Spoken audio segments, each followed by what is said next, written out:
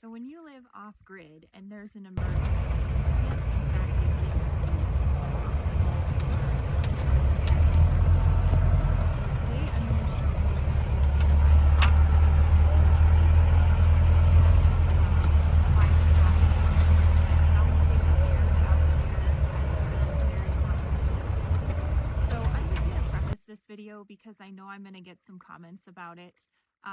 Not everything that is in this bag is a natural substance. I am not an expert in herbal healing or anything like that. I believe that there is validity to modern Western medicine, and I believe that there's validity to more Eastern holistic type of medicine, and I think that there can be a good blend of things. I know that will probably lose me some followers, but because I know that there's a lot of people that are just into natural medicine and herbal medicine, and there's nothing wrong with that, but I have had modern medicine save my life, and so for that I am grateful and believe that there is validity in that. Also, that being said, there is a lot of things in this bag that aren't natural. And mostly that is because of its longevity and its expiration date. We do have a lot of natural healing type of products in the bathroom that we use on more of a regular basis, but this first aid kit for us is more for emergency uses. Okay, so now that that's all out of the way, I'm going to show you what we have in our first aid bag.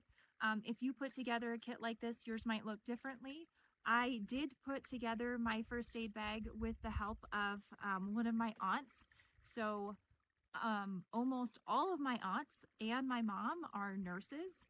And so they gave me good insight into what to put into this bag and then also how to use it. I took a day to go to my aunt's house once I put the bag together and learned how to stop bleeding, learned how to wrap a sprain, all kinds of things like that. She taught me how to do. She's been an ER nurse and a Life Flight nurse for over 40 years. And so I had some really good training, and I would highly recommend that if you decide to live in any kind of remote situation, because your first aid kit is only good if you know how to use it.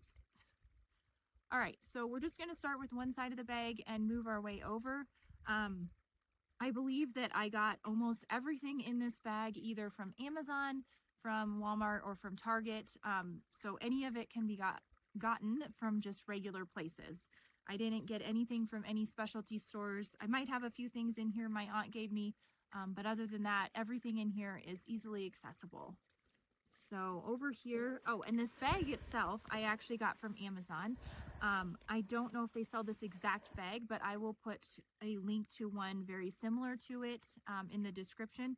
I love this bag. It has tons of pockets and tons of compartments so that I can organize everything inside of it.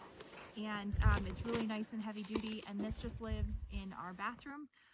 So we can grab it whenever we need it, or if we need to take it on the go. It's easy to grab. We actually had this same first aid kit and same bag when we lived in our RV and traveled prior to moving here. So anyway, all right, so in the side here, I've got several different kinds of splints. I've got some for fingers and for little things, and then I've also got some bigger ones that can be for ankle, wrist, or arm. This is to support if you were to hurt it or break it in some way until you could get to a hospital. So I've got a few of those in here. Then moving to the next one. This is where I keep all my adhesive tape. And I don't know how we ended up with several different kinds, but we've got plenty of adhesive tape. And then underneath that, I have some gauze. These are just gauze wraps and gauze pads. Might need different things for different applications, or if I don't have a scissors or something like that, different sizes. I do try to keep stuff in plastic bags in here. If this was ever to get wet, then stuff like this wouldn't get ruined, or if something were to leak inside the bag, this will stay safe. So that's where I keep those things. Oh, it looks like I do have a pair of, these are some medical scissors in this side of the bag. And down at the bottom here is just an empty bottle. These are good if we would ever need to have a sterile bottle to use for any of the liquids that are inside here. All this is just a little travel size bottle from like the travel section at Target or Walmart. That is what's stored in the side pocket.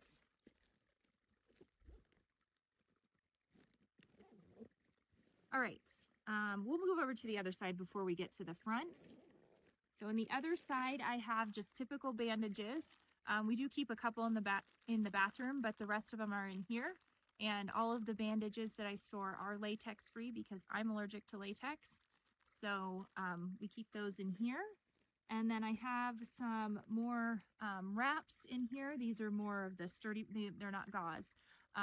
They're the fabric kind, and I have a few different sizes of those for wrapping sprains or something like that.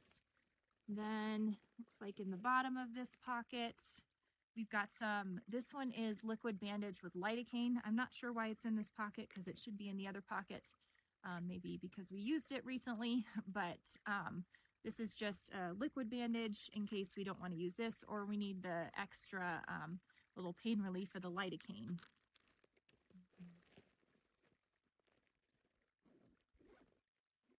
All right, moving to the next one.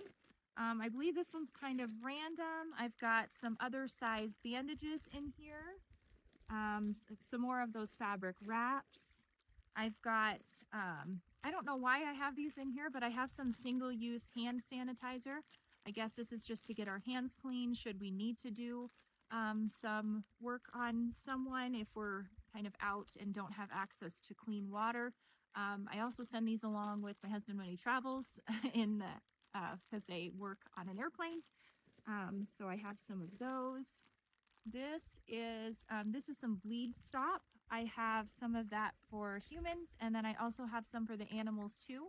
This is like a powder type of substance that you can pour on top of something that's bleeding to get the bleeding to stop so that you can clean it up and take care of it. But I do have human and animal in here. I have the rest of my animal first aid stuff elsewhere, but I do keep the bleed stop in here just so I know where it is.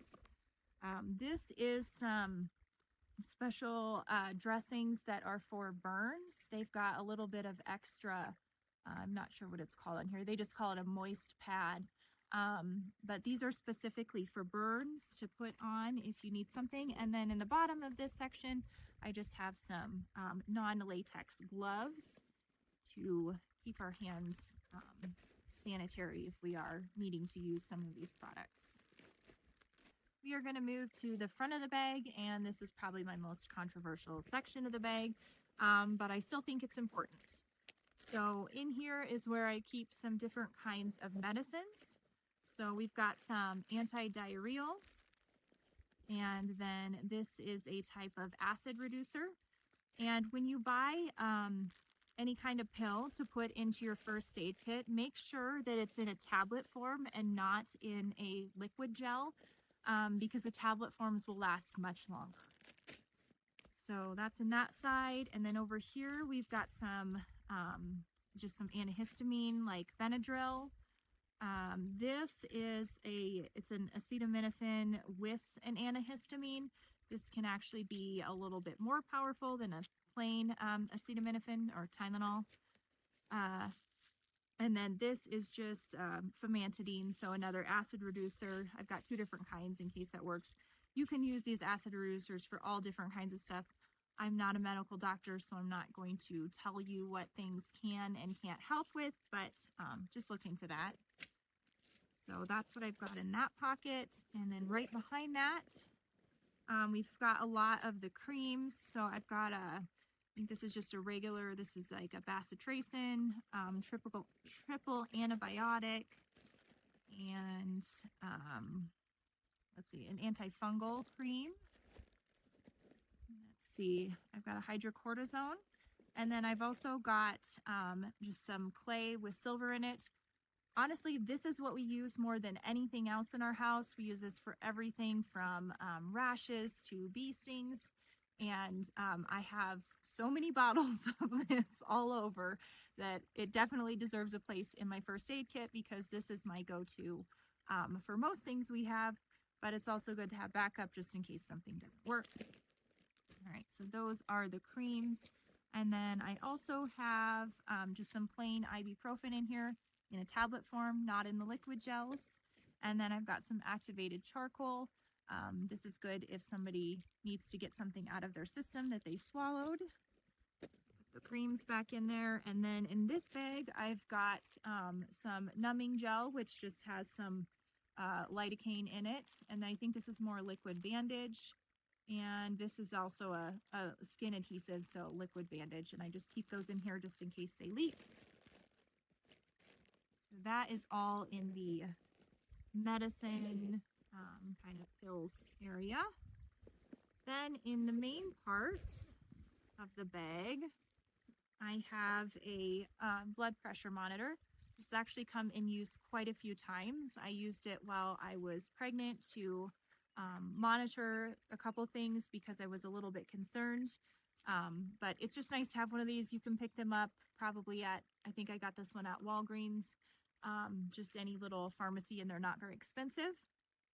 But good to have on hand just in case you might think you might need one. We do have EpiPens in our bag, and that's because we have kids and adults with allergies, so we have a prescription for this. But those are good to have in your bag if you have allergies. This is these are disposable syringes. So if we would need to like squirt something into a wound or something and need a sterile thing to do that with some pressure, we would use these. I've got Q-tips in here. Just a regular thing of Q-tips. Got hydrogen peroxide and some rubbing alcohol. And this is just some dye-free aspirin. These are, and mostly just because they come in a tablet form, again, no liquid gels. These are little nose clamps. So if you have a bloody nose, you can clip this on your nose and it will stop. We have one child has issues with bloody noses, so I always keep these on hand. We got a little spider visitor here. This is just some laxative suppositories. Yes, we need that. And then I don't know if I have more than I think we used a couple out of here, so I need to restock. But these are the best thing. These are instant cold packs. And if you live way out in the middle of nowhere or don't have a lot of freezer space, these are the best. So all you do is snap it, you'll pop the bag, and it's cold right away, and it lasts a really nice long time. We've used these quite a bit already. They're super nice to have on hand. You can buy a big pack of these from Amazon. And then I've just got another empty sterile bottle in here in case we would need to put some liquid into it. And the last pocket in here, I've got some wrap bandages again. This is just a different kind. I have some of this cleaner, which hopefully we never have to use anything like this, but this can really clean your skin. This is what's used like in like surgery prep and stuff if you would need to get into something like that. And then I've got bottles of eye wash, and I didn't have this in my first aid kit until my daughter decided to break open a glow stick and put it in her eyes. So you never know when you need a bottle of sterile eye wash, but definitely a good thing. And then I just got some basic saline solution. So that is everything that's in my first aid kit. If you feel like I'm missing something out of here, it's probably up in my bathroom, but that's what I keep in my kit. And like I said, this is really more for emergency type of usage. Our day-to-day stuff is all up in the bathroom, but this is what I put together, and it can help with the most common issues. So usually that's going to be some kind of sprain or some kind of bleeding that needs stopped. And like my aunt said, if you were to take some kind of wound or bleeding into the ER, the first thing that they're going to do is just wash it with plain soap and water. So as long as you have plain soap and water, you're already a long ways into your first aid kit and what you need. This other stuff is just good to try in case of emergencies, or if you need to buy some more time before you can get yourself into the doctor's office. But that's what we keep on hand. If you have any questions on it, let me know. Yeah, I will try to link what I can below. But if you're having trouble finding something, just let me know. I do have a few books on hand too, and I will try to insert a little video here, clip of which books that I keep on my shelf. Otherwise, as long as we have our Wi-Fi, we have a lot of nurses that we can call and we can FaceTime. So that is also part of our first aid kit. Is we call Nurse Grandma a lot. But it's helpful to know people like that. It's helpful to know how to use everything, and just helpful to be prepared in case you ever need it. I hope you enjoyed this video. Thanks for watching again.